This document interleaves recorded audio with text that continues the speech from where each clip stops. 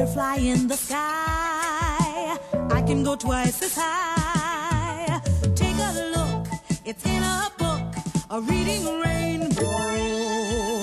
I can go anywhere. Friends to know and ways to grow, a reading rainbow. I can be anything. Take a look, it's in a book, a reading rainbow. A reading rainbow.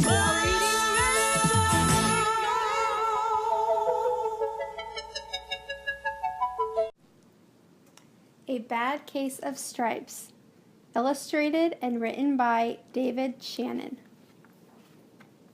Camilla Cream loved lima beans, but she never ate them. All of her friends hated lima beans, but she wanted to fit in. Camilla was always worried about what other people thought of her. Today, she was fretting even more than usual. It was the first day of school, and she couldn't decide what to wear. There were so many people to impress. She tried on 42 outfits, but none seemed quite right. She put on a pretty red dress and looked in the mirror. Then she screamed. Her mother ran into the room, and she screamed too. "Oh, my heavens!" she cried. "You're completely covered with stripes." This was certainly true. Camilla was striped from head to toe. She looked like a rainbow. Mrs. Cream felt Camilla's forehead. "Do you feel all right?" she asked. "I feel fine," Camilla answered. "But just look at me." "You get back in bed this instant," her mother ordered. "You're not going to school today." Camilla was relieved. She didn't want to miss the first day of school, but she was afraid of what the other kids would say, and she had no idea what to wear with those crazy stripes. That afternoon, Dr. Bumble came to examine Camilla. "Most extraordinary!" he exclaimed. "I've never seen anything like it. Are you having any coughing, sneezing, runny nose, aches, pains, chills, hot flashes, dizziness, drowsiness, shortness of breath, or uncontrollable twitching?" "No," Camilla told him. "I feel fine." "Well then," Dr. Bumble said, turning to Mrs. Cream, "I don't see any reason why she shouldn't go to school tomorrow. Here's some ointment. That should help clear up those stripes in a few days. If it doesn't, you know where to reach me." And off he went. The next day was a disaster. Everyone at school laughed at Camilla. They called her Camilla Cran and Night of the Living Lollipop. She tried her best to act as if everything were normal, but when the class said the Pledge of Allegiance, her stripes turned red, white, and blue, and she broke out in stars. The other kids thought this was great. One yelled, "Let's see some purple polka dots." Sure enough, Camilla turned all purple polka dotty. Someone else shouted, "Checkerboard!" and a pattern of squares covered her skin. Soon, everyone was calling out different shapes and colors, and poor Camilla was changing faster than you can change channels on a TV.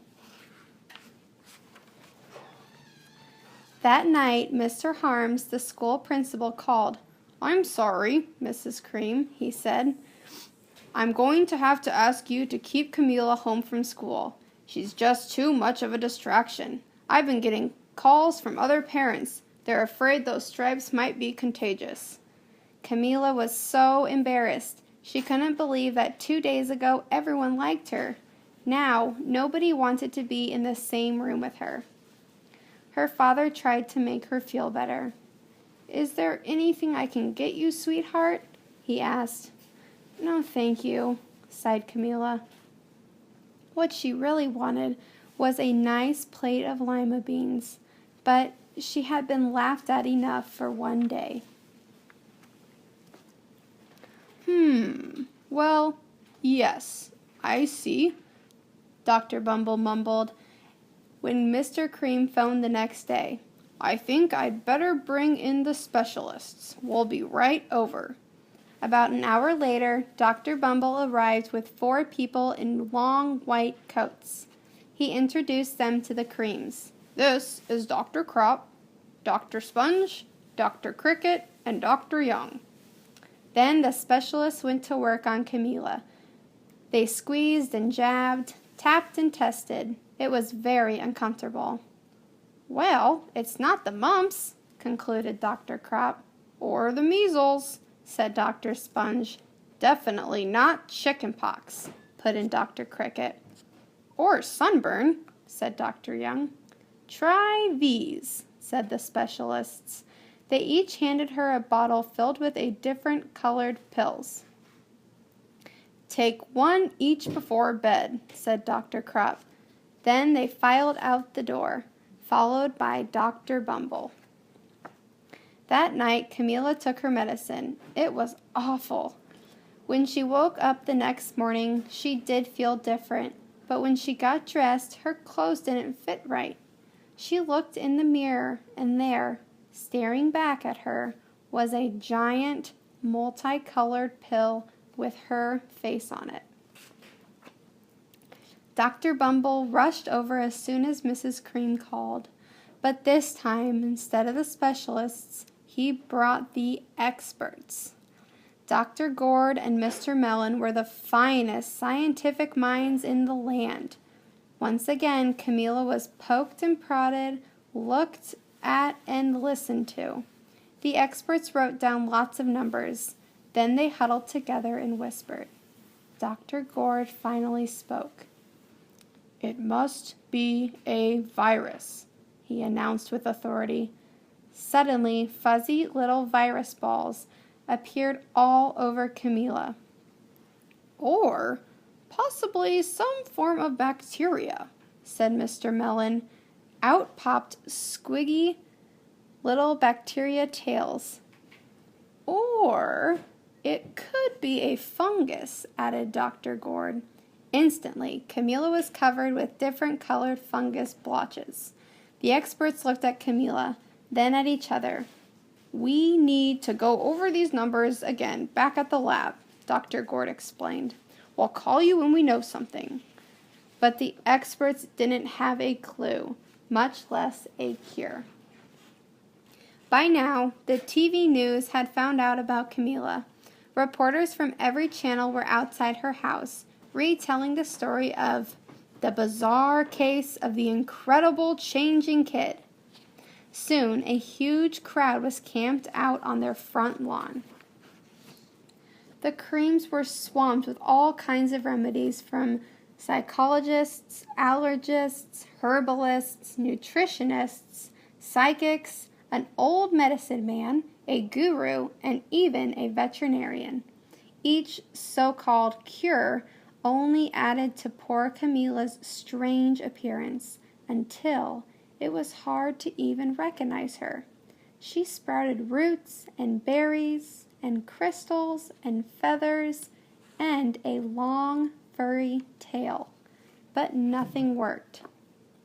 One day, a woman who called herself an environmental therapist claimed she could cure Camilla. Close your eyes, she said. Breathe deeply and become one with your room. I really wish you hadn't said that, Camilla groaned. Slowly, she started to melt into the walls of her room. Her bed became her mouth, her nose was a dresser, and 2 paintings were her eyes. The therapist screamed and ran from the house. What are we going to do? Cried Mrs. Cream. It just keeps getting worse and worse. She began to sob. At that moment, Mr. Cream heard a quiet little knock at the front door. He opened it, and there stood an old woman who was just as plump and sweet as a strawberry. Excuse me, she said brightly, but I think I can help. She went into Camilla's room and looked around. My goodness, she said with a shake of her head. What we have here is a bad case of stripes, one of the worst I've ever seen. She pulled a container of small green beans from her bag. Here, she said, these might do the trick. Are those magic beans? Asked Mrs. Cream. Oh my, no, replied the kind old woman. There's no such thing. These are just plain old lima beans. I'll bet you'd like some, wouldn't you? She asked Camilla. Camilla wanted a big, heaping plateful of lima beans more than just about anything, but she was still afraid to admit it. Yuck, she said. No one likes lima beans, especially me. Oh dear, the old woman said sadly. I guess I was wrong about you. She put the beans back in her bag and started toward the front door. Camilla watched the old woman walk away. Those beans would taste so good, and being laughed at for eating them was nothing compared to what she'd been going through. She finally couldn't stand it. Wait, she cried. The truth is, I really love lima beans. I thought so, the old woman said with a smile. She took a handful of beans and popped them into Camilla's mouth. Mmm, said Camilla. Suddenly, the branches, feathers, and squiggly tails began to disappear. Then the whole room swirled around. When it stopped, there stood Camilla, and everything was back to normal. I'm cured, she shouted. Yes, said the old woman. I knew the real you was in there somewhere. She patted Camilla on the head. Then she went outside and vanished into the crowd. Afterward, Camilla wasn't quite the same. Some of the kids at the school said she was weird, but she didn't care a bit. She ate all the lima beans she wanted, and she never had even a touch of stripes again. In the book A Bad Case of Stripes, we see Camilla, our main character, who loves lima beans, but she gives them up because the people at school don't think they're very cool. Would you give up something if people didn't think it was very cool? Well, the following interviews talk to people of many different ages and see if they would give up their favorite things because people didn't think it was cool. This is Josie Ann Johnson, and she is 4 years old. And this year, she just started preschool. So, Josie, I have a couple of questions for you. Your first question is, what is your favorite food to eat? Everything? Can you think of just one that might be your most favorite?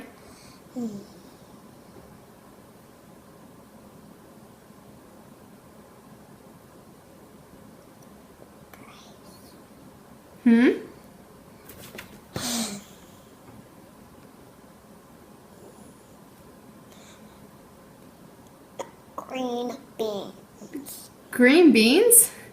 Huh. Okay. Well, what would you do if someone told you that it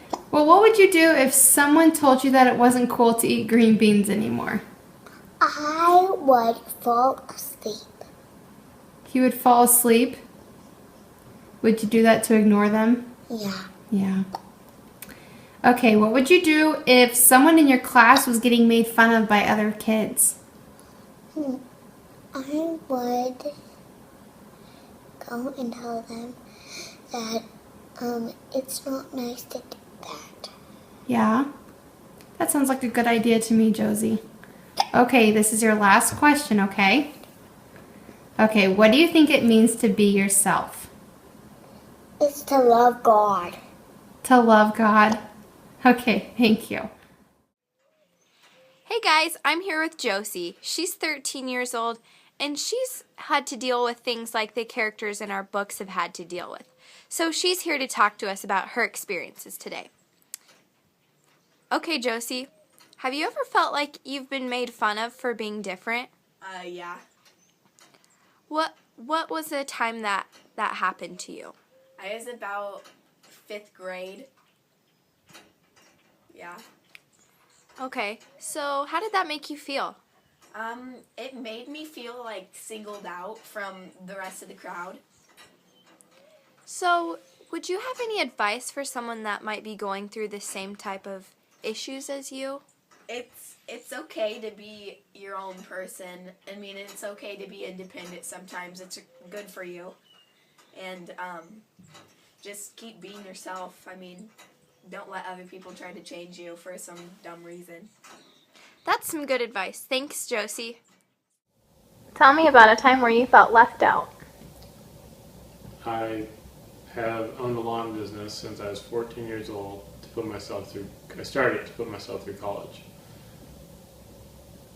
I graduated college with a photojournalism degree and never got rid of my lawn business. But now, after working at a newspaper in Colorado, now I use my lawn business to fund my photojournalism projects to take me to a higher level. But I'm sort of rolling the dice. The problem is people relate, when they think about me, they think about this lawn business and they don't know anything about the photography business. And I don't really like the lawn business, so I don't know, in a sense, makes me feel insecure or makes me feel inadequate because I really just want to be shooting photos, but they know nothing about the photo side of me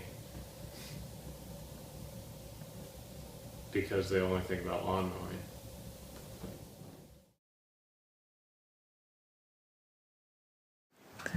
Hey guys, I'm here today to tell you about a special book.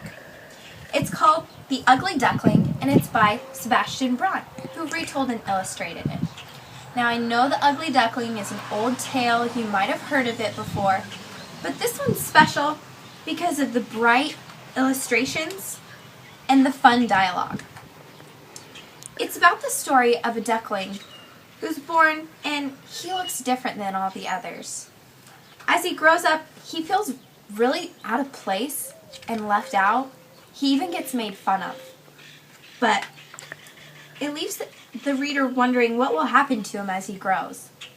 But I guess you'll just have to read to find out. Alexander, who's not, do you hear me? I mean not going to move, by Judith Forst. Have you ever had to move to a new place, 1,000 miles away, in a new house with new friends where you have to start all over? Well, Alexander does not want to do this, but his parents are making him move for his dad's new job. In this book, we see Alexander consider all of the options of staying in his current city with his friends and his soccer team that he does not want to leave, but in the end, he really can't find a way. We see him consider moving in with his neighbors because they have lots of girls, and after all, they probably want another boy. And after that, we see him realize that he has to move, and his dad considers that he goes and looks at all of the places that he's not going to be able to go to anymore when he moves. On his walk, he goes to many different places, and one of them is the school. The school where he won the bean sack hopping competition, he found a flashlight, and he spit farther than his friend Jack 3 times in a row. In the end, we see Alexander come to terms with moving, but he tells his family that he's not ever going to do it again. So this better be the last time that they move. Sometimes for kids, they fear moving because they don't want to make new friends and they're scared of leaving everything behind. But if you move, you just need to remember that it's very important to just be yourself. Being myself includes supporting my favorite team, the Boston Red Sox, in whatever ballpark they are playing in. In the children's story, Stand Tall, Molly Lou Mellon, written by Patty LaVolle and illustrated by David Cotreau, Molly Lou Mellon gives us all a great example of what it truly means to be yourself. Molly Lou Mellon is short, she has buck teeth, she sings like a bullfrog, and she has trouble holding on to things. However, her grandma tells her that she should stand tall, sing loud, smile big, and never be afraid to try something new. However, one day, Molly Lou Mellon has to move away from her grandma into a new school. And she is tested there about who she really is and about being herself. A boy there makes fun of her because she is short, because she has buck teeth, because she sings like a bullfrog, and because she has trouble holding on to things. However, Molly Lou Mellon remembers what her grandma told her, and she is sure to stay true to who she is. Because of this, Molly teaches the boy a lesson, and they end up becoming great friends.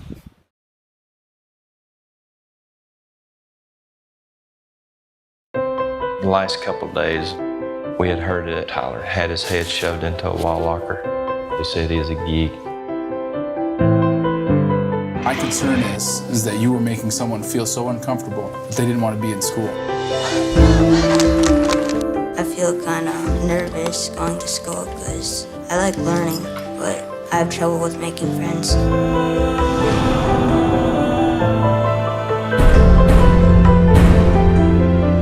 They said he was a geek. Some kids had told him that he was worthless, to go hang himself. And I think he got to the point where enough was enough. Tonight, a tragic situation. A Perkins boy, just 11 years old, believed to have been desperate enough to take his own life. This is an awfully complicated and difficult issue. Kids will be kids, boys will be boys. They're just cruel at this age. Here, what we get is nothing's wrong. We didn't do anything. Everything's fine. They punch me, strangle me, take things from me, sit on me. Give it to him hard! He's not safe on that bus. I've been on that bus. They are just as good as gold. My voice is not going to fall silent. I will go to my grave until a difference is made. We reached out to parents that have lost kids, parents of kids that are being bullied all over the world, and it took off like wildfire. All it takes is for one person to stand up. Be the difference. Go out and find that one child, that new kid standing over there by himself. Be willing to stand up for him. Everything starts with one and builds up. Eventually we have an army. If we all do it together, we will change the world.